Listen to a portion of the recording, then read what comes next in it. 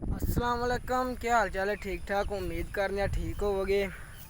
तो चेक करो जी बाबा, सौन बारिशां ठीक है, सौन दियां बारिशां दा पानी ते नाले पिच्छों पानी आया जे।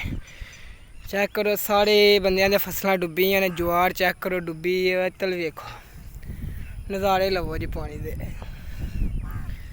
सारा चेक करो बाबा जी, ओह् नहर दिक्खना पानी जे, ओह् वेखो है, चेक करो सारा पानी जे बाबा जी, इत्तल भी है वेखो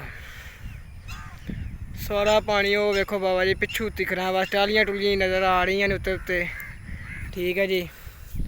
तो जैसा कि अही हजे तुहानू उत्तल जाके लैके जाने, उत्तल भी तुहानू पानी चेक करावांगे, ठीक है। तो सारा पानी तुहानू नज़ारे चेक करावांगे पानी दे। चलो हुण उत्तल नू चलने, ओह् अग्गे सारा पानी ओह् चेक करो, है वेखो पानी टालियां दे विचों नज़र आ रहा है। हुण उत्तल चलने असी।